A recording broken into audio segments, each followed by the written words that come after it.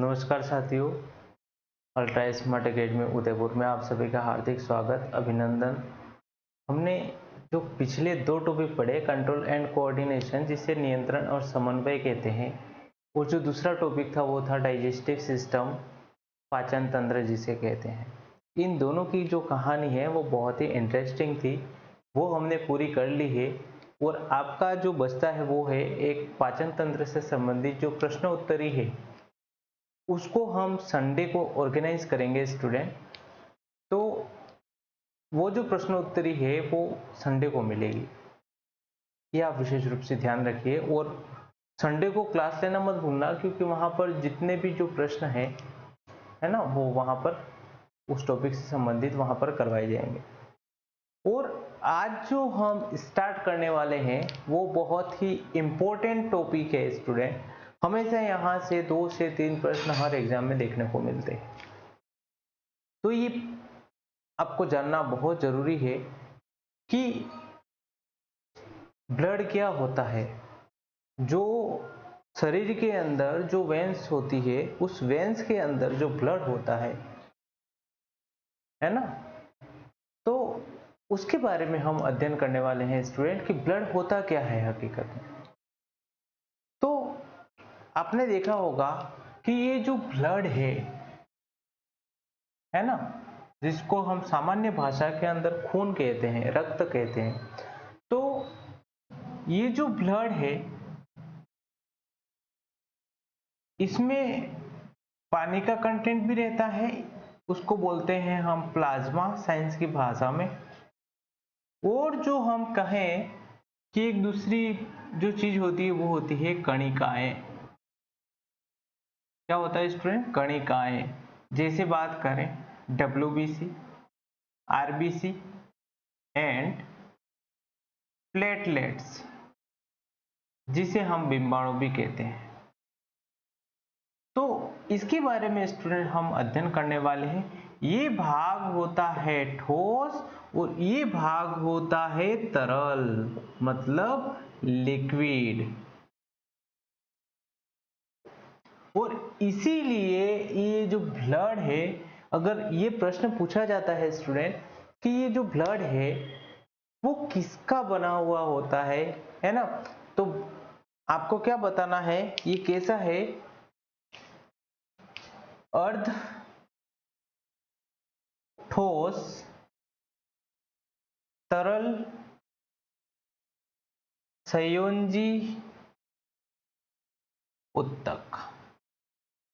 उत्तक किस प्रकार का टिश्यू हो जाएगा? अर्ध ठोस, तरल, संयोजी, उत्तक। अर्ध ठोस क्यों बोल रहे हैं? क्योंकि आधा ठोस है और आधा लिक्विड, जिसे हम प्लाज्मा कह रहे हैं स्टूडेंट। और इसी प्लाज्मा के अंदर क्या रहते हैं? WBC, RBC और प्लेटलेट्स रहते हैं।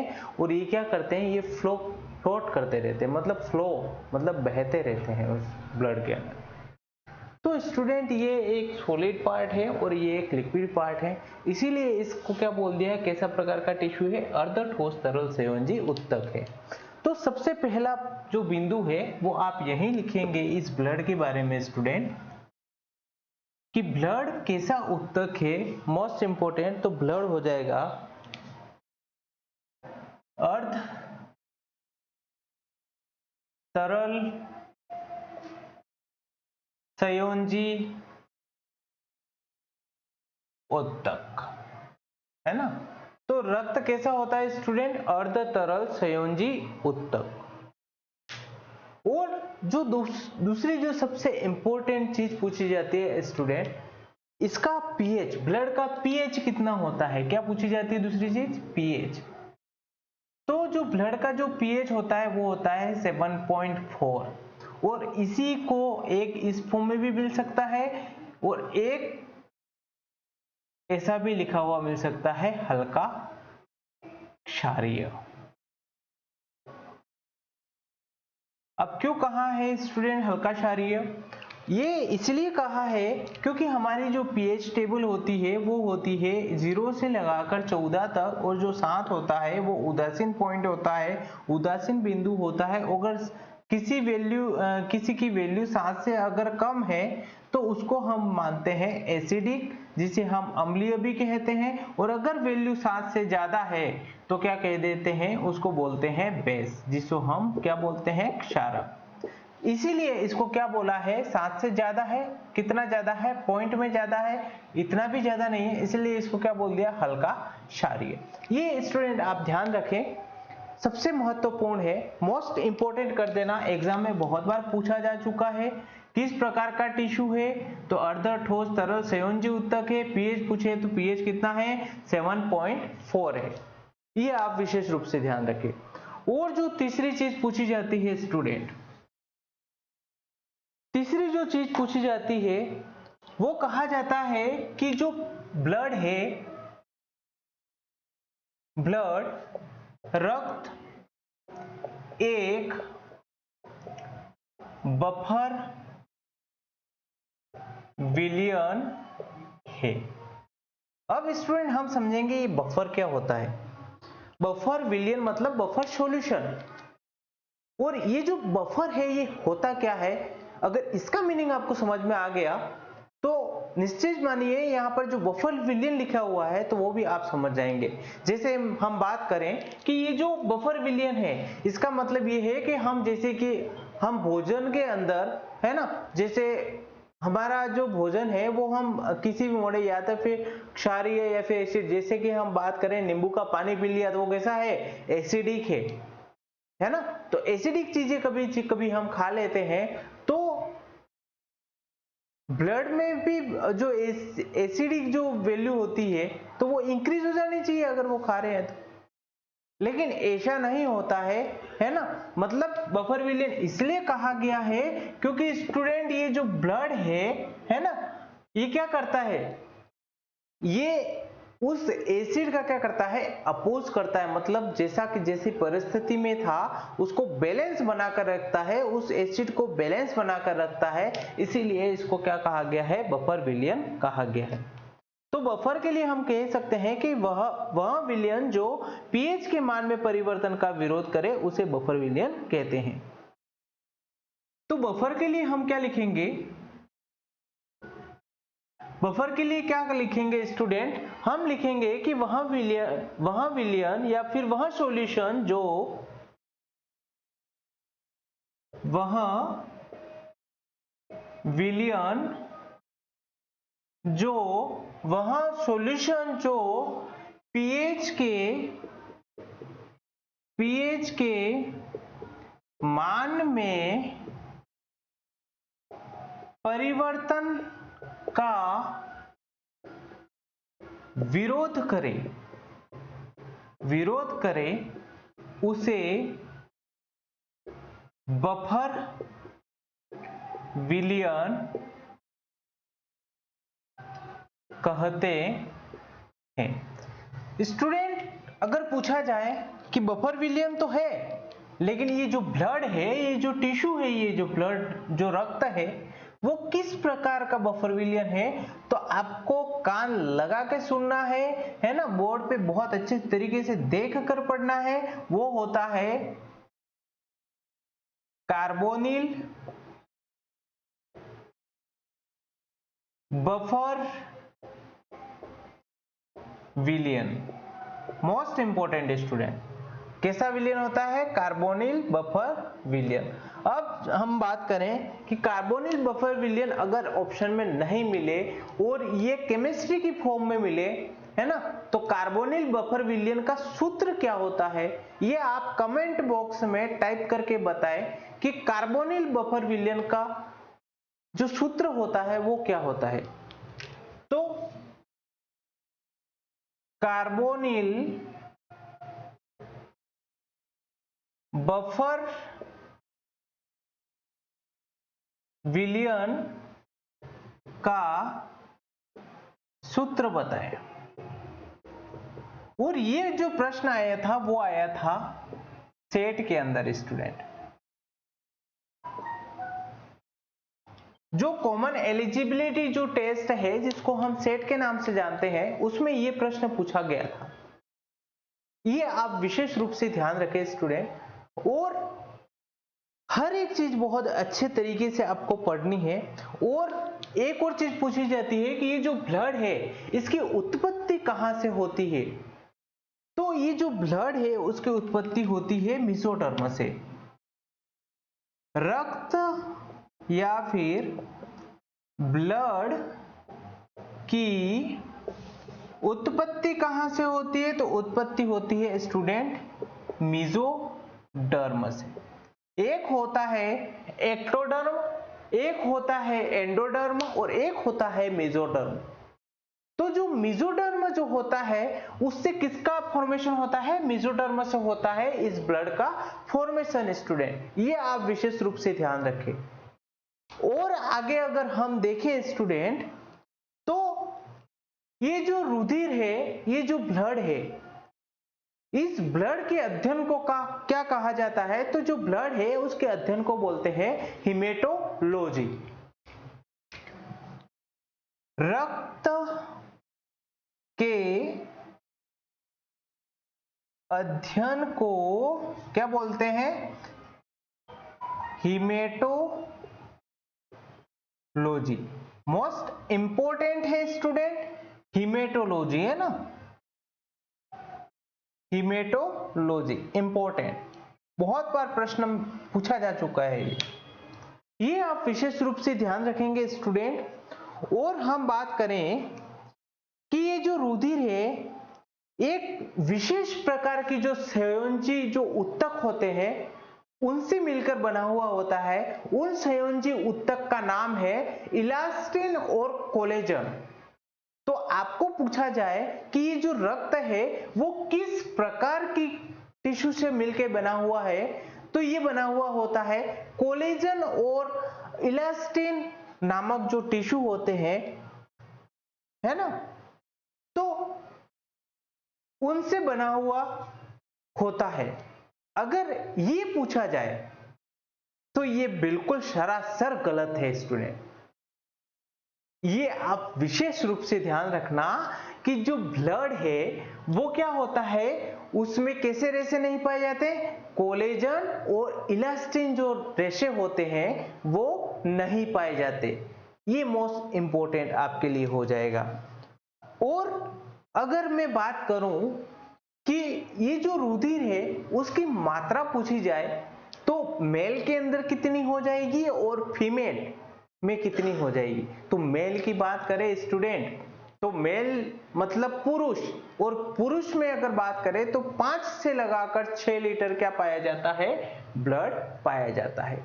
और अगर हम फीमेल की बात करें तो फीमेल में जो मेल में जितनी मात्रा है उससे आधा लीटर क्या पाई जाती है, कम पाई जाती है स्टूडेंट। ये आप विशेष रूप से ध्यान रखें। और जो रुधिर के जो निर्माण की जो प्रक्रिया होती है स्टूडेंट, सुनना कि ये जो निर्माण, जो ब्लड का जो निर्माण, ब्लड का जो फॉर्मेशन होने की जो प्रोसेस होती है उसको हम कहते हैं हीमोपोइसिस। क्या बोलते हैं, हीमोपोइसिस। इन चीजों का आप विशेष रूप से ध्यान रखें स्टूडेंट। बहुत बार एग्जाम के अंदर प्रश्न पूछा जा चुका है। मतलब आपकी बॉडी के अंदर ब्लड कितना होगा अगर ये पूछा जाए तो आपका जितना बॉडी का वेट है, जितना आपका बॉडी का वेट है, जितना आपका शरीर का वजन है, उसका 7 से लगाकर जो 10% तक जो मात्रा पाई जाती है वो किसकी पाई जाती है स्टूडेंट, तो ब्लड की पाई जाती है। ये आप बहुत ही विस्तृत तरीके से और बहुत ही अच्छी तरीके से समझने की कोशिश करेंगे। तो ये चीजें आपको ध्यान रखनी है। और बात करें, एक बार आप, हम इतना सा लिखेंगे, एक बार आप इसको नोट डाउन करें फिर हम आगे की तरफ बढ़ते हैं स्टूडेंट।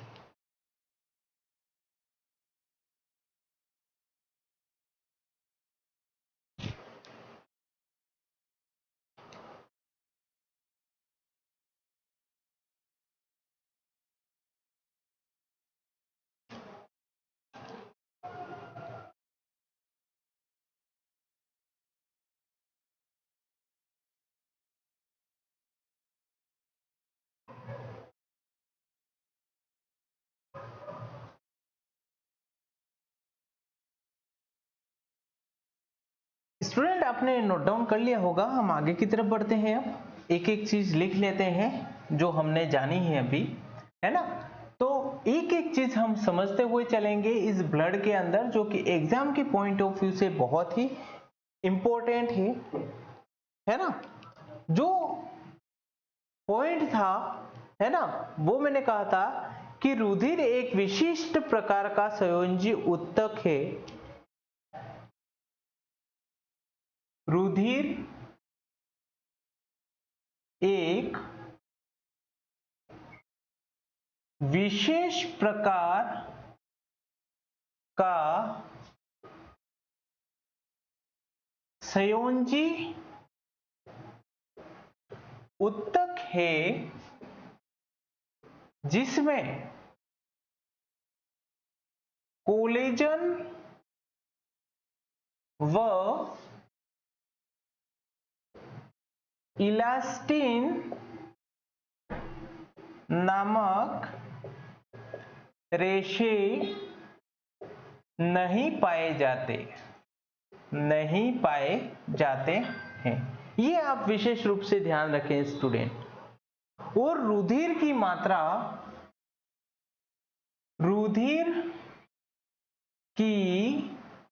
मात्रा किसमें पूछी जाए? पुरुष में पूछी जाए तो कितनी हो जाएगी? 5 से लगाकर 6 लीटर, है ना, अनुमानित। और अगर महिला के अंदर पूछी जाए तो महिला में कितनी हो जाएगी? पुरुष की तुलना में आधा लीटर कम। यही चीज हमने जानी थी स्टूडेंट। और हम आगे की तरफ बढ़े थे, हमने जाना था कि जो रुधिर की जो निर्माण की प्रक्रिया है, रुधिर मतलब ब्लड के निर्माण की प्रक्रिया को क्या कहते हैं? हीमोपोइसिस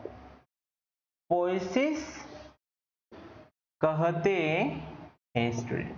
किस नाम से जानते हैं? हीमोपोइसिस। आप ये ध्यान रखेंगे। शरीर में रक्त कुल भार का 7 से लगाकर 11% तक होता है। ये आप विशेष रूप से ध्यान रखेंगे स्टूडेंट। और कभी आपने ब्लड डोनेट किया हो स्टूडेंट, तो जो ब्लड डोनेट करते हैं उस ब्लड को एक थैली के अंदर रखा जाता है। तो याद रखना वो जो थैली है उसमें कितना कंटेंट ब्लड को भरा जा सकता है। तो इंडिया में अलग है, और जो फॉरेन जो कंट्री है अमेरिका, है ना, क्वांटिटी उसकी भी पाउच की अलग होती है। तो इंडिया में बात करें तो जो पाउच होता है जिसमें ब्लड का कलेक्शन किया जाता है वो होता है 350 ml का। और अमेरिका की बात करें तो 1 यूनिट का मतलब होता है 450 ml। कितना होता है स्टूडेंट? 450 ml। ये आप विशेष रूप से ध्यान रखें। और हम बात करें कि जैसे ही ब्लड बाहर आए तो ब्लड की क्लोटिंग स्टार्ट हो जाती है। तो उस ब्लड में क्लॉट नहीं आए, मतलब रक्त का थक्का ना जमे, इसलिए उसमें क्या क्या मिलाया जाता है वो भी हम पढ़ेंगे। और जब ब्लड बैंक के अंदर ब्लड को किस तापमान पर रखा जाता है, ये प्रश्न पूछा जाता है स्टूडेंट, कई बार पूछा जा चुका है, तो ये भी आपको ध्यान रखना है। तो आप नोट डाउन करें स्टूडेंट। 1 यूनिट का मतलब होता है 350 ml। कहां पर? इंडिया में। और अगर हम बात करें 1 यूनिट इक्वल्स टू 420 से 450 ml और ये आता है फॉरेन कंट्रीज जैसे अमेरिका एंड ब्रिटेन। तो उसमें जो ब्लड का जो कलेक्शन करने का जो यूनिट का जो मेजरमेंट है वो होता है 420 से 450 ml। कहां पर? अमेरिका और ब्रिटेन के अंदर। और स्टूडेंट इसके बाद में आप विशेष रूप से ध्यान रखें कि जो ब्लड बैंक में जो रक्त है वो किस ताप पर रखा जाता है। ये बहुत बार एग्जाम में प्रश्न पूछा जा चुका है। जैसे लिख लेंगे हम इसको कि ब्लड बैंक में रुधिर को ब्लड बैंक में रुधिर को कितना 4.4 डिग्री सेंटीग्रेड और अगर फ़ारेनहाइट के अंदर पूछे तो 40 डिग्री फ़ारेनहाइट ताप पर रखा जाता है। ये आप विशेष रूप से ध्यान रखें स्टूडेंट। ये है मोस्ट इंपोर्टेंट विशेष रूप से ध्यान रखें। तो हमने यहां पर क्या क्या चीजें पढ़ी है स्टूडेंट? हीमोपोइसिस है ना, ये देखा ब्लड कितना कंटेंट होगा, 1 यूनिट का मतलब इंडिया में कितना होता है, 1 यूनिट का मतलब अमेरिका और ब्रिटेन में कितना होता है, और ब्लड बैंक में रुधिर को किस ताप पर रखते हैं। तो ये जो दोनों ही सेल्सियस और फ़ारेनहाइट है ना, इन दोनों की ही हमने चर्चाएं कर ली है स्टूडेंट। और मोस्ट इंटरेस्टिंग हम पढ़ने वाले हैं कि ये जो रक्त का जब थक्का मतलब हम बात करें रक्त का थक्का जमता है तो उसको रोकने के लिए हम क्या उपाय सोचे, तो वो चीजें हम देखने वाले हैं स्टूडेंट। इससे पहले आप एक बार इसको नोट डाउन करें।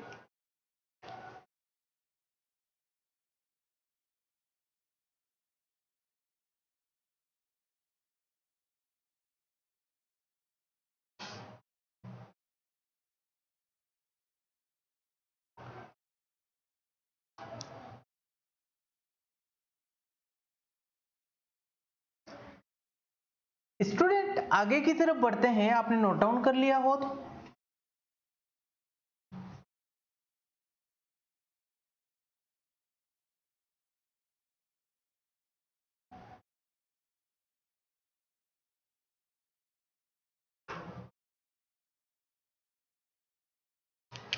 स्टूडेंट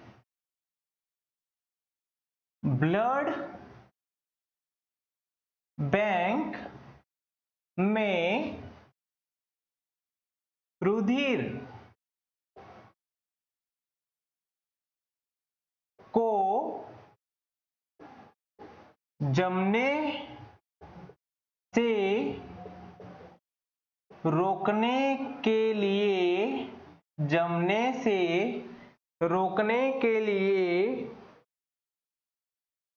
क्या क्या मिलाते हैं, क्या मिलाया जाता है? क्या मिलाएंगे स्टूडेंट? विशेष रूप से ध्यान रखना, एक होता है उसमें सोडियम सिट्रेट। क्या मिलाते हैं? Sodium citrate. और जो सेकंड जो चीज हम मिलाते हैं वो मिलाते हैं सोडियम ऑक्जेलेट। सोडियम ऑक्जेलेट और सोडियम डिक्सट्रेज।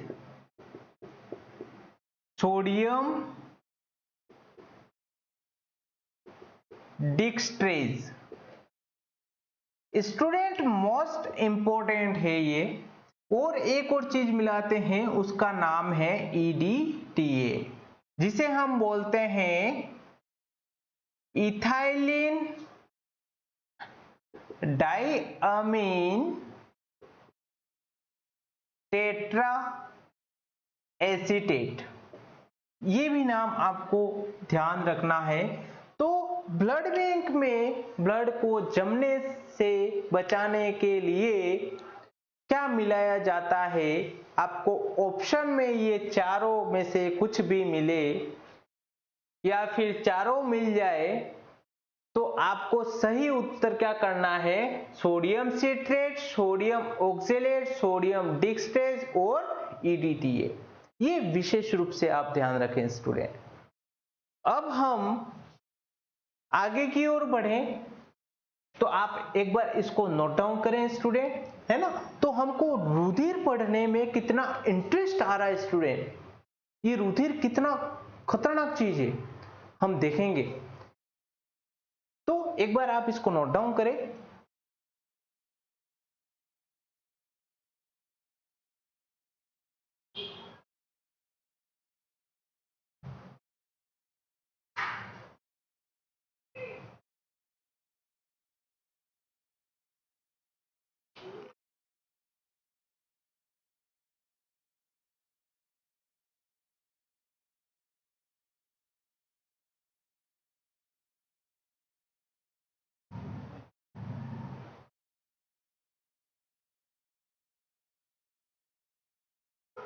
तो स्टूडेंट आपने नोट डाउन कर लिया होगा।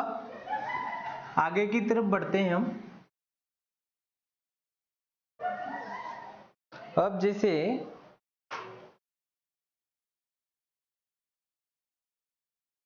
तो स्टूडेंट हम देख रहे थे कि अब बहुत ही मजेदार चीज हम देखने वाले हैं। ये जो ब्लड होता है, ये जो रक्त होता है, वो दो चीजों से मिलकर बना हुआ होता है, एक लिक्विड पार्ट और एक सॉलिड पार्ट। लिक्विड पार्ट को हम बोलते हैं प्लाज्मा। क्या बोलते हैं? प्लाज्मा। और जो सॉलिड पार्ट होता है उसको हम बोलते हैं, क्या बोलेंगे? कणिकाएं। कणिकाएं मोस्ट इंपॉर्टेंट चीज है, बहुत ही इंटरेस्टिंग चीज है स्टूडेंट, ध्यान रखें विशेष रूप से। तो ये जो कणिकाएं हैं, यहां पर कौन कौन सी कणिकाएं मिलेगी हम देखेंगे। RBC, WBC और प्लेटलेट्स। और इसी प्लेटलेट्स को हम बोलते हैं डिंबाणु। और इसको बोलते हैं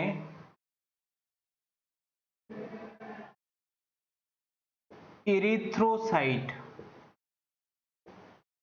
और इसको बोलते हैं ल्यूकोसाइट। विशेष रूप से ध्यान रखें स्टूडेंट, बहुत शब्दावली बहुत इंपॉर्टेंट है। और ये जो प्लाज्मा है ये होता है पीले रंग का द्रव पदार्थ। कैसा होता है? पीले रंग का द्रव पदार्थ। कैसा होता है स्टूडेंट? पीले रंग का द्रव पदार्थ होता है। और ये जो प्लाज्मा है इसमें 90 से लगाकर 92% क्या होता है? पानी। एग्जाम में पूछा गया है प्रश्न, इसीलिए इसको स्टार और नोट लगाए। और क्या मिलेगा स्टूडेंट? तो और मिलेगा, इसमें यूरिया मिलेगा। और क्या मिलेगा? ग्लूकोज मिलेगा। और क्या मिलेगा स्टूडेंट? तो बात करें कोलेस्ट्रॉल।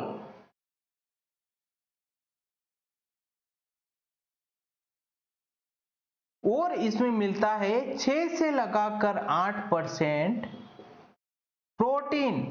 यहां प्रोटीन से प्रश्न पूछा जाता है वो स्टूडेंट कि ब्लड में कौन सी प्रोटीन पाई जाती है।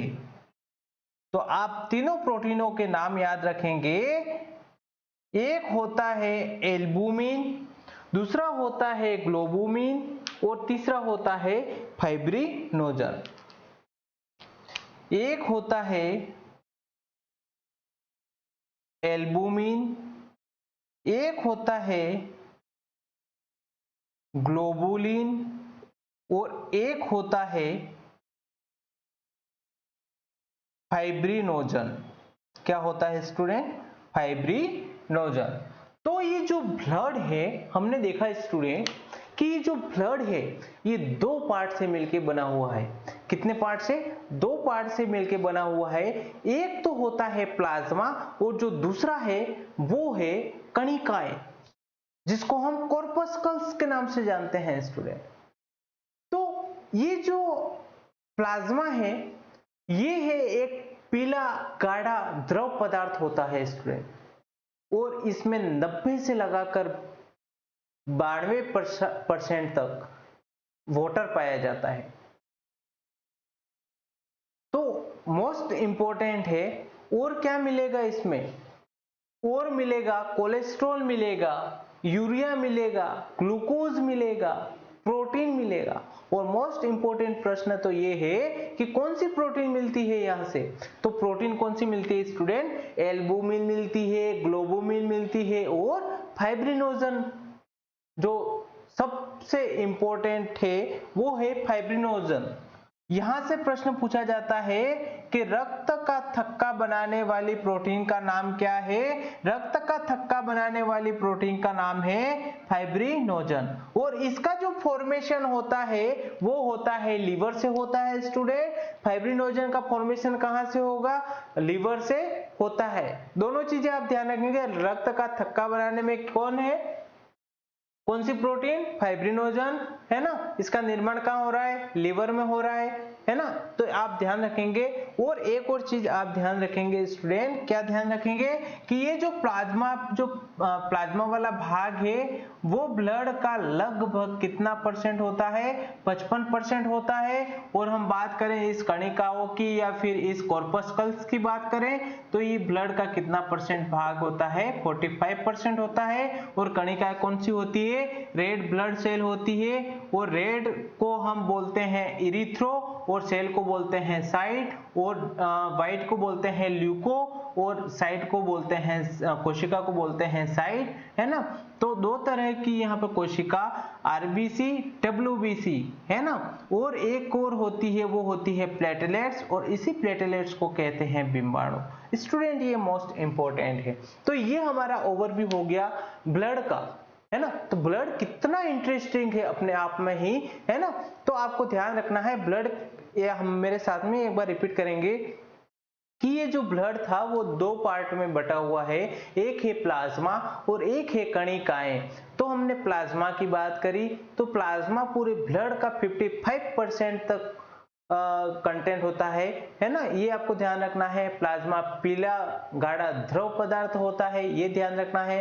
पानी 90 से लगाकर 92% तक इसमें प्रेजेंट होता है, ये ध्यान रखना है स्टूडेंट। इसी में यूरिया होता है, इसी में ग्लूकोज होता है, इसी में कोलेस्ट्रॉल होता है, और इसमें 3 प्रकार की प्रोटीन पाई जाती है।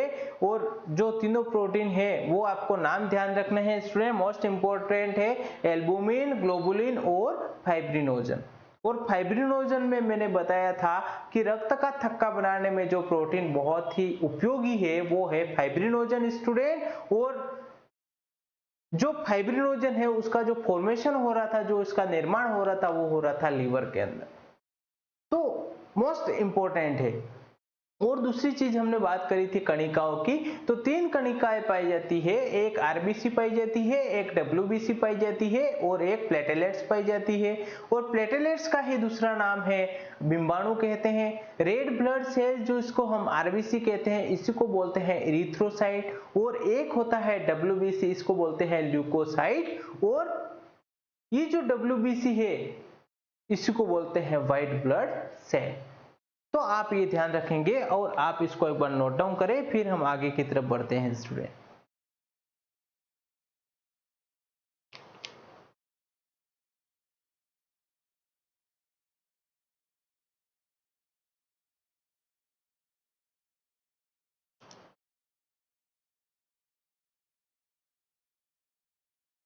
तो ये जो प्लाज्मा जो प्रोटीन है, इनका फॉर्मेशन भी साथ में लिख लीजिए आप। इसका जो फॉर्मेशन होता है वो कहाँ होता है? लीवर में, यकृत में।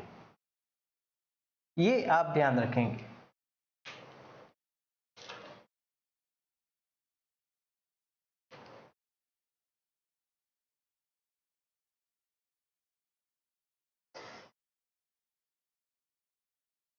स्टूडेंट जल्दी से नोट डाउन करें, फिर हम आगे की तरफ बढ़ते हैं।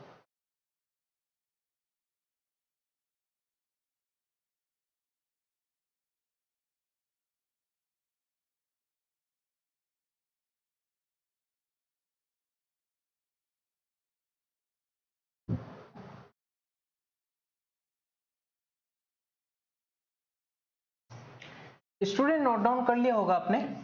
आगे की तरफ बढ़ते हैं। बहुत ही इंपॉर्टेंट चीजें हैं, ब्लड से संबंधित जानकारी हम आज प्राप्त कर रहे हैं।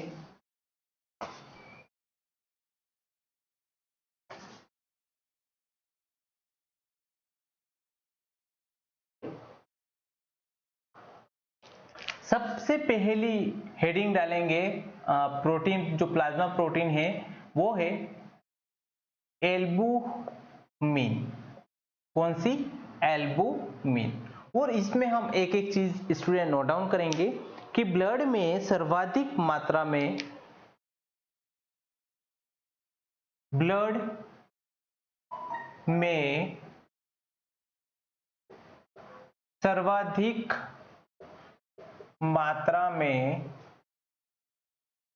पाई जाने वाली प्रोटीन, सर्वाधिक मात्रा में अगर कोई प्रोटीन पाई जाती है प्लाज्मा के अंदर, है ना, तो वो है एल्बुमिन। स्टूडेंट मोस्ट इंपॉर्टेंट है, ध्यान रखना। और जो दूसरा पॉइंट आप लिखेंगे, इसका काम क्या है? ये परासरणीय क्रियाओं का नियमन करता है। ये आप ध्यान रखेंगे कि इसका काम क्या है? परासरणीय क्रियाओं का नियमन करना। और स्टूडेंट आप ध्यान रखेंगे, जो एल्बुमिन है, एल्बुमिन की कमी से ओडिमा, नाम सुना होगा ओडिमा, के लक्षण उत्पन्न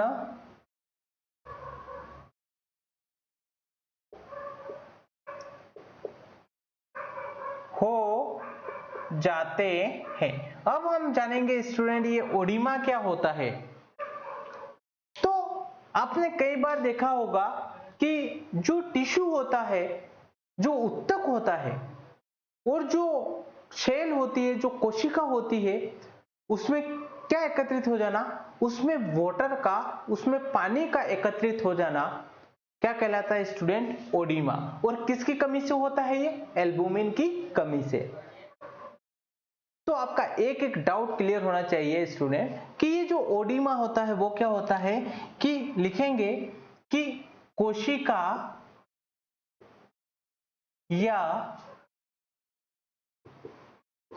उत्तक, कोशिका या उत्तक में द्रव का एकत्रित होना, द्रव का एकत्रित होना स्टूडेंट क्या कहलाता है? ये कहलाता है ओडिमा। ये मोस्ट इंपॉर्टेंट है, आप ध्यान रखेंगे स्टूडेंट। और जो दूसरी जो प्रोटीन है वो है, दूसरी जो प्रोटीन है वो है ग्लोबुमिन। स्टूडेंट यहां ध्यान रखें कि ये जो ग्लोबुमिन है ये 3 प्रकार की ग्लोबुमिन होती है, अल्फा ग्लोबुमिन, बीटा ग्लोबुमिन और गामा ग्लोबुमिन। ये तीनों ही ग्लोबुमिन होती है और जो अल्फा और बीटा ग्लोबुमिन है, जो अल्फा और बीटा ग्लोबुमिन है, इसका जो संश्लेषण होता है वो होता है स्टूडेंट लिवर के अंदर, यकृत के अंदर। ये विशेष रूप से आप ध्यान रखेंगे। और दूसरी चीज आप ध्यान रखेंगे कि ये जो गामा ग्लोबुलिन है, इसका जो संश्लेषण होता है वो होता है लिम्फ, जिसे हम बोलते हैं लसिका। मोस्ट इंपॉर्टेंट स्टार और नोट लगाकर लिखना स्टूडेंट, क्योंकि ये बहुत बार एग्जाम में पूछा गया है। पिछले पेपर उठा के देख लेना, अल्फा ग्लोबुलिन का संश्लेषण कहाँ होता है, बीटा ग्लोबुलिन का संश्लेषण कहाँ होता है, फाइब्रिनोजन का संश्लेषण कहाँ होता है, और बात की हमने एल्बुमिन, तो इसका जो संश्लेषण होता है वो कहाँ होता है, और एल्बुमिन की कमी से कौन से लक्षण उत्पन्न होते हैं, और बात करें गामा ग्लोबुलिन का संश्लेषण कहाँ होता है, ये अगर पूछा जाए तो आपको बताना है ये होता है लिम्फ के अंदर। स्टूडेंट आप ये ध्यान रखें। और ये जो ग्लोबुमिन है इसका कार्य मोस्ट इंपॉर्टेंट है, तो इसका कार्य ध्यान रखेंगे आप कि इसका एक ही कार्य है। ये क्या करता है, ये प्रतिरक्षा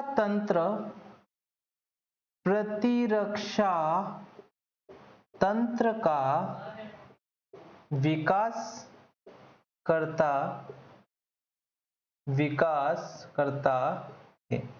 ये आपको ध्यान रखना है स्टूडेंट, विकास ये जो प्रोटीन है करती है, ये आप विशेष रूप से ध्यान रखें स्टूडेंट। आप इसको एक बार नोट डाउन करें, फिर हम आगे की तरफ बढ़ते हैं।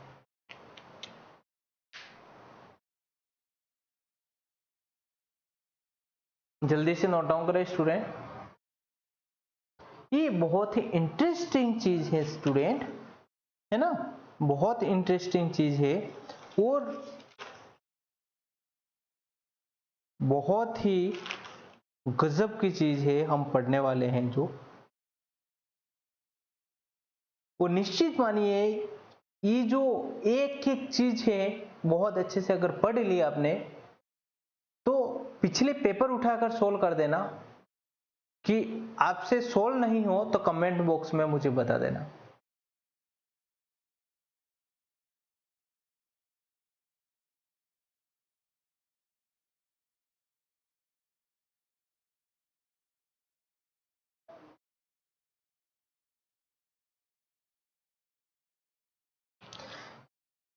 स्टूडेंट आपने नोट डाउन कर लिया होगा ये सारी चीजें, और आगे बढ़ते हैं। हम एक एक जानकारी ले रहे हैं किसके बारे में, ब्लड के बारे में।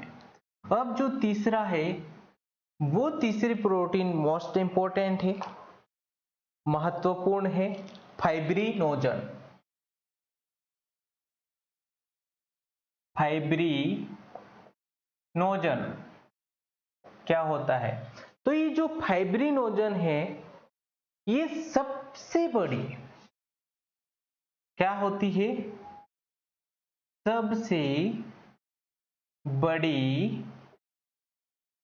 प्लाज्मा प्रोटीन होती है। सबसे बड़ी प्लाज्मा प्रोटीन होती है स्टूडेंट, कौन होती है, फाइब्रिनोजन। और ये जो फाइब्रिनोजन है ये एक्टिव होकर, मतलब सक्रिय होकर रक्त का थक्का बनाती है। मतलब स्टूडेंट आप समझे कि ये आपका जैसे कि कोई ये मतलब हाथ है और यहां से अगर कट लग जाता है, जैसे हम बात करें कि ये शरीर का कोई अंग है और यहां से क्या होता है, यहां से कट लग गया तो आपका जो ब्लड है वो ब्लड कहाँ आ जाएगा, सारा बाहर आ जाएगा। लेकिन वो इतना बाहर नहीं आता, कुछ टाइम में यहाँ पर इस तरह की आपको संरचना देखने को मिलेगी, है ना, और उसी को हम बोलते हैं, क्या बोलते हैं, थक्का। और ये थक्का किस वजह से बनता है स्टूडेंट, ये जो फाइब्रिनोजन जो प्रोटीन है ना, ये क्या करती है, एक जालनुमा संरचना बना देती है जहां पर क्लोट मतलब जहां पर कट लगा है। तो ये इसका फॉर्मेशन कहां से होता है, इसका फॉर्मेशन होता है स्टूडेंट लीवर से। ये मोस्ट इंपोर्टेंट आप ध्यान रखना कि रक्त का थक्का बनाने में बहुत ही उपयोगी है। ये आप विशेष रूप से ध्यान रखें स्टूडेंट। तो आप इसको एक बार नोट डाउन करें, फिर हम आगे की तरफ बढ़ते हैं।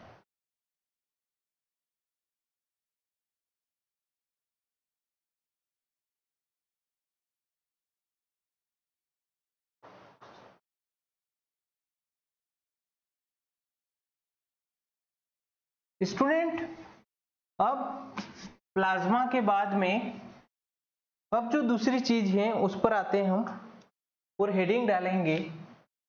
जो सेकंड जो हमारा पार्ट है वो है कणिकाएं। कणिकाएं इसको बोलते हैं कॉर्पस्कल्स। ये भी आप ध्यान रखें स्टूडेंट। तो जो ब्लड में जो कणिकाएं पाई जाती है वो पाई जाती है आरबीसी, डब्ल्यूबीसी एंड जो थर्ड वन है वो है प्लेटलेट्स, जिसको हम बोलते हैं बिंबाणु। क्या बोलते हैं स्टूडेंट, बिंबाणु। तो आप फर्स्ट हेडिंग डालेंगे आरबीसी। इसी आरबीसी को कहते हैं स्टूडेंट रेड ब्लड सेल, और इसी को हम कहते हैं स्टूडेंट इरिथ्रोसाइट। इरिथ्रो का मतलब लाल और साइट का मतलब कोशिका, मतलब लाल कोशिकाएं। तो ये नाम से ही आपको समझ में आ रहा है कि इरिथ्रो का मतलब होता है, यहां पर लिख लीजिए, इरिथ्रो का मतलब होता है लाल और साइट का मतलब होता है कोशिका।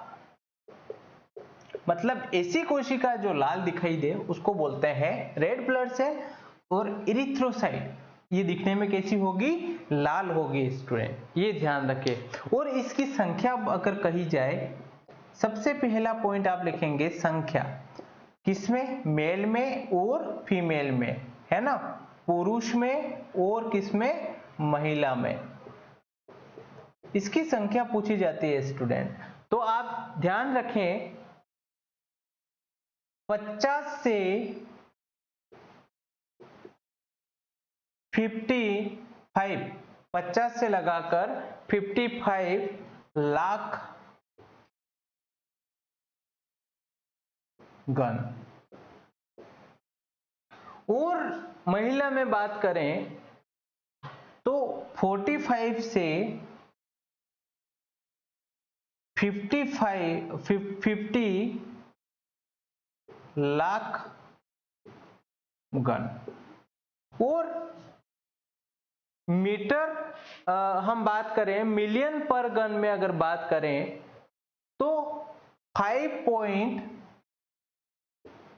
to 5.5 मिलियन गन, मिलियन पर गन।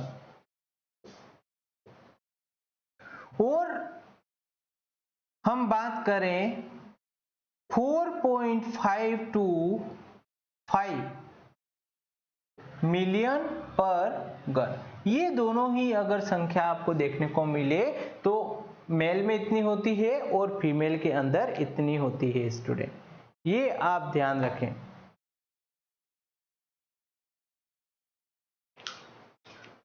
तो स्टूडेंट हम जो ये कणिकाएं थी वो देखी हमने कि आरबीसी होती है, डब्ल्यूबीसी होती है, प्लेटलेट्स होता है, प्लेटलेट्स को बिंबाणु कहते हैं, और ये जो आरबीसी होती है उसी को हम बोलते हैं रेड ब्लड सेल, इसी को बोलते हैं इरिथ्रोसाइट। इरिथ्रो का मतलब होता है लाल और साइट का मतलब होता है कोशिका, इसीलिए इसको बोला है इरिथ्रोसाइट, मतलब लाल कोशिका। और इसकी संख्या पूछी जाती है कि पुरुष में कितनी होती है, महिला में कितनी होती है। लाख गण में पूछा जाए तो 50 से 55 लाख गण, और मिलियन पर गण पूछा जाए तो 5 to 5.5, किसमें, पुरुष में। लेकिन महिला में पूछा जाए तो 45 से 50 लाख पर गण, और मिलियन में पूछा जाए तो 4.5 से लगाकर 5 मिलियन पर गण। ये हो जाएगा स्टूडेंट, तो मोस्ट इंपॉर्टेंट है, ये विशेष रूप से आपको ध्यान रखना है स्टूडेंट। तो इसके बाद में हम बात करें स्टूडेंट, तो जो भी बात करेंगे, जैसे हम बात करेंगे कि जो ममेलियंस होते हैं, जो स्तनधारी होते हैं, नोट डाल के लिखेंगे, नोट, स्तनधारी जिसको हम बोलते हैं ममेलियन, की जो आरबीसी होती है, कि आरबीसी में केंद्रक नहीं होता। क्या नहीं होता है, केंद्रक नहीं होगा स्टूडेंट, ये आप ध्यान रखेंगे, है ना। लेकिन कुछ अपवाद है, अपवाद, जैसे ममेलियन में बात करें, ऊंट व लामा, ये दोनों ही प्राणी ऐसे हैं जिनकी जो आरबीसी होती है उसमें जो केंद्रक होता है वो उपस्थित होता है। लेकिन अगर ममेलियंस की बात करें स्टूडेंट, तो जो आरबीसी होती है उसका जो केंद्रक होता है वो क्या होता है, अब्सेंट होता है। ये आपको ध्यान रखना है। और एक्सेप्शन के रूप में क्या ध्यान रखना है, ऊंट और लामा, बहुत बार एग्जाम में पूछा जा चुका है, इसलिए आपको विशेष रूप से ध्यान रखना है स्टूडेंट। और आप एक बार इसको नोट डाउन करें जल्दी से जल्दी, फिर हम आगे की तरफ बढ़ते हैं।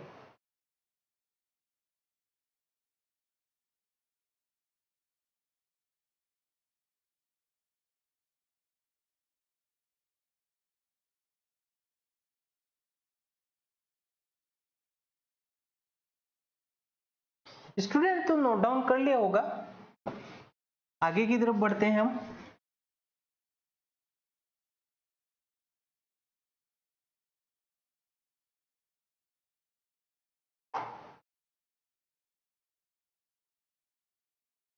स्टूडेंट एक होता है स्तनधारी जिसको हम बोलते हैं ममेलियंस, और एक होता है एम्फीबियंस जिसको हम बोलते हैं उभयचर, जो पानी के अंदर भी सरवाइव कर सके, स्थल पर भी सरवाइव कर सके, उसको बोलते हैं एम्फीबियंस, जैसे मेंढक। और स्तनधारी ममेलियंस जो आप भली भांति जानते हैं स्टूडेंट। तो इसकी जो आरबीसी होती है, इसकी जो आरबीसी होती है वो आरबीसी में जो केंद्रक होता है वो केंद्रक क्या होता है, अब्सेंट। क्या होता है स्टूडेंट, अब्सेंट।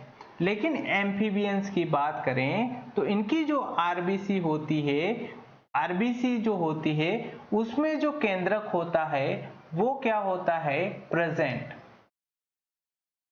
दोनों में ध्यान रखना है स्टूडेंट, बहुत बार प्रश्न पूछा जा चुका है। और शेप पूछा जाए, क्या पूछा जाए, शेप पूछा जाए, तो इसका जो शेप होता है वो होता है बाइकॉनकेव, बाइकॉनकेव, है ना। और बाई को बोलते हैं उभया अवतल, है ना। कॉनकेव का मतलब क्या हो जाएगा, अवतल। और इसमें जो आरबीसी की जो शेप होती है वो होती है बाई कॉन्वेक्स, और इसको बोलते हैं उभया उत्तल। मोस्ट इंपोर्टेंट विशेष रूप से ध्यान रखें स्टूडेंट। और जो आरबीसी जो होती है किसमें, ममेलियंस की जो आरबीसी होती है उसमें न्यूक्लियस जो होता है स्टूडेंट, जो केंद्रक होता है वो क्या होता है, वो होता है अब्सेंट। और इसी वजह से अगर न्यूक्लियस ही नहीं है तो क्या विभाजन होगा, बिल्कुल नहीं होगा स्टूडेंट। अगर न्यूक्लियस ही एब्सेंट है तो उसमें कोशिका का विभाजन भी संभव नहीं है। इसीलिए हम कहते हैं कि कोशिका का विभाजन नहीं होगा, एब्सेंट। तो आरबीसी में कोशिका का विभाजन नहीं होगा, ये स्टूडेंट आप ध्यान रखें। और आगे की तरफ हम बात करें तो आरबीसी के निर्माण की जो प्रोसेस थी, आरबीसी की निर्माण की प्रक्रिया, और उस प्रक्रिया को हम क्या बोल रहे थे, हीमोपोइसिस। क्या बोल रहे थे, हीमोपोइसिस। ये विशेष रूप से ध्यान रखें स्टूडेंट। और आगे हम बात करें कि जो आरबीसी होता है, आरबीसी का निर्माण कहां होता है ये पूछा जाए। और यहां से प्रश्न पूछा जाता है स्टूडेंट कॉम्पिटिटिव एग्जाम्स में, चाहे वो नीट हो, चाहे सेट हो, चाहे आरपीएससी का एग्जाम हो, चाहे आरएमएसएसबी का एग्जाम हो। तो इसमें आप दो तीन चीजें ध्यान रखेंगे कि पूछा जाए कि आरबीसी के निर्माण की प्रक्रिया आरंभ कहां से होती है। तो आरंभ आपको ध्यान रखना है स्टूडेंट, आरंभ होता है पित्तक, है ना। इसको हम बोलते हैं यॉक। और दूसरी चीज अगर पूछी जाए आपको कि भ्रूणीय अवस्था में आरबीसी का निर्माण कहां होता है, कौन सी अवस्था में, भ्रूणीय अवस्था में कहां पर निर्माण होता है आरबीसी का, तो भ्रूणीय अवस्था में स्टूडेंट आपको बताना है लीवर, यकृत।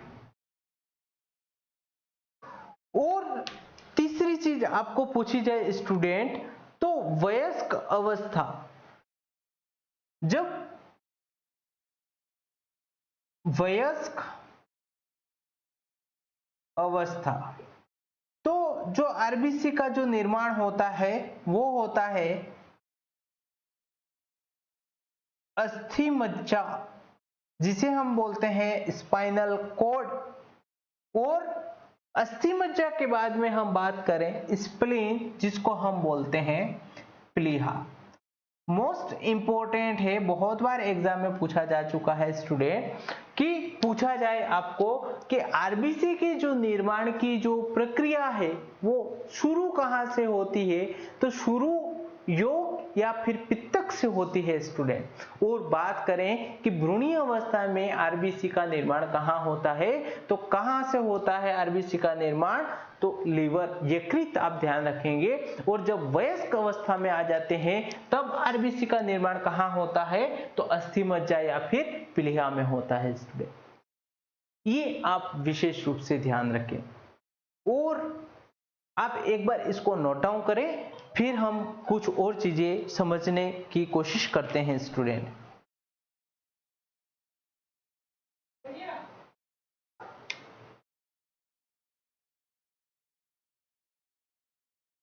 तो स्टूडेंट आपने ये सारी चीजें नोट करी है ना, तो आज की क्लास हम यहीं तक रखने वाले हैं। तो ये और जो आरबीसी का जितना भी कंटेंट हमारा बचता है वो हम कल वापस से कंटिन्यू करेंगे, है ना। तो आज हमने क्या क्या पढ़ा है वो हम देख लेते हैं स्टूडेंट कि आरबीसी के हमने देखा था, सबसे पहले ब्लड स्टार्ट किया था और ब्लड में हमने बताया था कि वो कैसा होता है, अर्ध ठोस तरल संयोजी उत्तक होता है। और हमने देखा था उसका पीएच जो होता है वो होता है 7.4 होता है, जिसे हम हल्का क्षारीय के नाम से जानते हैं स्टूडेंट। और जो रुधिर होता है वो एक बफर विलयन होता है स्टूडेंट, और बफर विलयन में भी पूछे तो कार्बोनिल बफर विलयन, और कार्बोनिल बफर विलयन का रासायनिक सूत्र क्या होता है ये पूछा जाए तो ये आपको कमेंट बॉक्स में बताना है, ये मैंने बोला था। और बात करें कि ये जो रुधिर है इसकी जो उत्पत्ति होती है स्टूडेंट, ये उत्पत्ति होती है मेसोडर्म से होती है, और रुधिर का जो अध्ययन होता है उसको बोलते हैं हेमेटोलॉजी स्टूडेंट कहा जाता है। और रुधिर में विशिष्ट जो प्रकार के संयोजी टिश्यू जो होते हैं वो पाए जाते हैं, लेकिन जो इलास्टिन और जो कोलेजन होते हैं वो उपस्थित नहीं होते स्टूडेंट, ये ध्यान रखना है। फिर मैंने आगे बताया था कि रुधिर की मात्रा कितनी होती है, तो मेल में होती है 5 से लगाकर 6 लीटर तक होती है, लेकिन महिला में बात करें तो आधा लीटर पुरुष की तुलना में कम होती है। ये चीजें स्टूडेंट हमने पढ़ी थी। और उसके बाद में हमने देखा था कि जो रुधिर के जो निर्माण की जो प्रोसेस होती है, जो प्रक्रिया होती है, उसको हम बोलते हैं हीमोपोइसिस के नाम से जानते हैं। और रुधिर जो अपना जो बॉडी का जो वो है क्या बोलते हैं भार, जितना वेट है उसका लगभग 7 से लगाकर 11% तक क्या पाया जाता है स्टूडेंट, वो पाया जाता है रुधिर और ब्लड हम कह सकते हैं। और बात करें 1 यूनिट में इंडिया के अंदर कंटेंट कितना गिना जाता है ब्लड का, तो 1 यूनिट का मतलब होता है 350 ml। और बात करें अमेरिका और ब्रिटेन की बात करें तो 1 यूनिट का मतलब होता है 420 से लगाकर 450 ml होता है। तो ये चीजें स्टूडेंट हमने समझने की कोशिश की थी। और इसके बाद में हमने देखा था कि ये जो ब्लड बैंक है, ये ब्लड बैंक में रुधिर का थक्का ना जमे, है ना, जमने से रोकने के लिए कौन कौन से रसायनों का प्रयोग कर रहे थे, एक तो वो चीज देखा था। और रुधिर जो ब्लड बैंक था उसमें जो रखने के लिए, है ना, रुधिर का ताप मतलब मैंने किस ताप पर रखा जाता है, ये चीजें हमने देखी थी। तो जो ताप था वो था डिग्री सेंटीग्रेड में पूछे तो 4.4 डिग्री सेंटीग्रेड, और अगर फ़ारेनहाइट में पूछे तो 40 डिग्री फ़ारेनहाइट हो जाएगा स्टूडेंट। और बात करें रक्त का थक्का ना जमे, इसलिए उसमें क्या क्या मिला देते हैं, सोडियम सिट्रेट की बात की थी, सोडियम डिक्सट्रेट की बात की थी, सोडियम ऑक्जेलेट की बात की थी, ईडीटीए की बात की थी स्टूडेंट। ईडीटीए को हम बोलते हैं इथाइलिन डाइएमीन टेट्रा एसीटेट। और स्टूडेंट जो ब्लड है वो 2 भागों में बटा हुआ होता है, एक होता है प्लाज्मा और एक होता है कणिकाएं। तो जो प्लाज्मा होता है वो ब्लड का लगभग 55% होता है, और हमने देखा था कि जो ब्लड है वो ब्लड में जो कणिकाएं वाला जो भाग है वो 45% होता है। और जो प्लाज्मा है वो एक पीला पदार्थ है, पीला द्रव पदार्थ है, और उसमें जो वाटर कंटेंट है वो 90 से लगाकर 92% वाटर कंटेंट होता है स्टूडेंट। और हमने देखा था कि उसी में क्या होता है, यूरिया होता है, ग्लूकोज होता है ना, ये सारी चीजें हमने देखी थी और देखा था कोलेस्ट्रॉल होता है स्टूडेंट, और 6 से 8% तक क्या पाया जाता है, प्रोटीन। और प्रोटीन में भी हमने देखा था एल्बुमिन प्रोटीन होता है, ग्लोबुमिन प्रोटीन होता है और फाइब्रिनोजन प्रोटीन होता है। और सबसे इंपॉर्टेंट बात तो ये बताया था कि इन तीनों प्रोटीनों का जो निर्माण है वो यकृत के अंदर हो रहा था स्टूडेंट, ये हमने देखा था। और इसके बाद में हमने रक्त कणिकाएं देखी थी। रक्त कणिकाएं कौन कौन सी थी, आरबीसी थी, डब्ल्यूबीसी थी, प्लेटलेट्स थी। और उसके बाद में हमने देखा था स्टूडेंट कि जो ये प्रोटीन है, कौन सी, प्लाज्मा प्रोटीन है ना, और उसी में एक प्रोटीन थी एल्बुमिन। तो एल्बुमिन के बारे में हमने देखा था कि ब्लड में ये कैसी पाई जाती है, सर्वाधिक मात्रा में पाई जाती है स्टूडेंट, ये हमने देखा था। और इसका जो कार्य है वो है परासरणी क्रियाओं का नियमन करना, ये उसका कार्य है स्टूडेंट। और एल्बुमिन की जब कमी हो जाती है तो ओडिमा के लक्षण उत्पन्न होते हैं। और ओडिमा का अर्थ ये होता है स्टूडेंट कि जितने भी टिश्यू है, जितने भी सेल्स है, उसके अंदर पानी भर जाना। ये समस्याएं बहुत सारे जो रोगी होते हैं उसमें उत्पन्न होती है। तो ओडिमा का अर्थ यही होता है स्टूडेंट कि सेल्स या फिर टिश्यू के अंदर क्या भर जाना, पानी भर जाना, तो ये होता है। और दूसरी चीज हमने देखी थी ग्लोबुमिन। और ग्लोबुमिन का अर्थ क्या था स्टूडेंट, अल्फा ग्लोबुमिन मिल रहा था, बीटा ग्लोबुमिन मिल रहा था, गामा ग्लोबुमिन। तो अल्फा और जो बीटा है उसका जो निर्माण है वो हो रहा था यकृत के अंदर। और बात करें जो गामा ग्लोबुलिन है उसका जो निर्माण होता है वो लसिका के अंदर निर्माण होता है। और इसका जो मुख्य कार्य है वो है प्रतिरक्षा तंत्र का विकास करना, इसका मुख्य कार्य है। और जो तीसरी जो है वो हमने फाइब्रिनोजन पढ़ी थी स्टूडेंट। और फाइब्रिनोजन है वो सबसे बड़ी अगर प्लाज्मा प्रोटीन पूछी जाए तो वो है फाइब्रिनोजन, सबसे बड़ी प्लाज्मा प्रोटीन। और रक्त का थक्का बनाने में जो प्रोटीन यूज आती है वो भी फाइब्रिनोजन है। और ये फाइब्रिनोजन का जो निर्माण होता है वो लिवर में होता है, ये स्टूडेंट हमने देखा था। और फिर हमने देखा जो रक्त कणिकाएं हैं उसमें हमने जो फर्स्ट है वो देखा था आरबीसी। और आरबीसी में हमने संख्या देखी थी सबसे पहले। और जो स्तनधारी है उसकी आरबीसी के अंदर क्या नहीं पाया जाता, केंद्रक नहीं पाया जाता। लेकिन हमने दो एक्सेप्शन देखे थे, एक लामा देखा था और एक ऊंट देखा था स्टूडेंट। तो ये आप विशेष रूप से ध्यान रखें स्टूडेंट।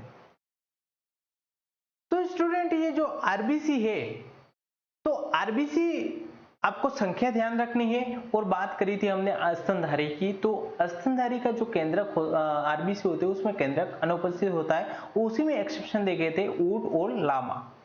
तो ये आपको ध्यान रखना है, उनका जो केंद्रक होता है उसमें ब्लड होता है, जो रक्त होता है उसमें जो केंद्रक होता है वो उपस्थित होता है, ये आपको ध्यान रखना है। तो और हमने देखा था एक स्तनधारी और एक एम्फीबियंस के बारे में हमने देखा था। तो जो स्तनधारी होते हैं वो केंद्रक विहीन होते हैं, उनके जो ब्लड होता है वो केंद्रक विहीन होता है। लेकिन जो एम्फीबियंस होते हैं उसमें केंद्रक प्रेजेंट होता है, ये देखा था ब्लड के अंदर। और उसका जो शेप पूछा जाए, आरबीसी का शेप पूछा जाए, किसमें पूछा जाए, एम्फीबियंस के अंदर अगर पूछा जाए स्टूडेंट, तो एम्फीबियंस में हो जाएगा उभया उत्तल, जिसको हम बाई कॉन्वेक्स के नाम से जानते हैं। और बात करें कि जो ममेलियंस है, जो स्तनधारी है, उसमें अगर आरबीसी की शेप पूछी जाए तो उभया अवतल, बाई कॉनकेव के नाम से जानते हैं। और जो आरबीसी है उसमें क्या नहीं पाया जाए, केंद्रक नहीं है, तो वहां पर विभाजन भी नहीं होगा स्टूडेंट, ये ध्यान रखना है। और आरबीसी के जो निर्माण की जो प्रक्रिया थी वो हमने देख ही लिया है, इरिथ्रोपोइसिस के नाम से जानी जाती है, तो ये आपको ध्यान रखना है स्टूडेंट। और आरबीसी के निर्माण की जो प्रक्रिया थी वो देखी थी, है ना, कि जो आरबीसी का जो निर्माण की जो प्रक्रिया है वो आरंभ कहाँ से होती है वो देखा था स्टूडेंट। तो आरंभ होती है वो योग पित्तक से होती है। और बात करें भ्रूण अवस्था में इसका निर्माण कहाँ होता है, तो यकृत में होता है स्टूडेंट। और इसके बाद में हमने देखा था वयस्क अवस्था में जो आरबीसी है उसका फॉर्मेशन कहाँ से होता है, तो उसका होता है अस्थि मज्जा और स्प्लेन से, हमने देखा था। तो ये विशेष रूप से आप ध्यान रखें। और स्टूडेंट आरबीसी की जो क्लासेस है वो हम कल फिर से कंटिन्यू करेंगे, तो आप विशेष रूप से ध्यान रखें, क्लासों से जुड़ते रहिए स्टूडेंट, है ना। तो क्लासों का आपको आनंद आ रहा होगा, है ना। तो हम एक एक चीज हम समझने की और एक एक चीज याद करने की कोशिश कर रहे हैं, एक एक चीज ज्ञान प्राप्त करने की कोशिश कर रहे हैं स्टूडेंट, तो आपको विशेष रूप से ध्यान रखना है और एक एक चीज बहुत अच्छे तरीके से पढ़ना है। तो स्टूडेंट, आज की क्लास है वो हम यहीं तक रखते हैं। कल फिर से मिलेंगे इसी आरबीसी के साथ में। तो तब तक के लिए धन्यवाद। जय हिंद, जय भारत।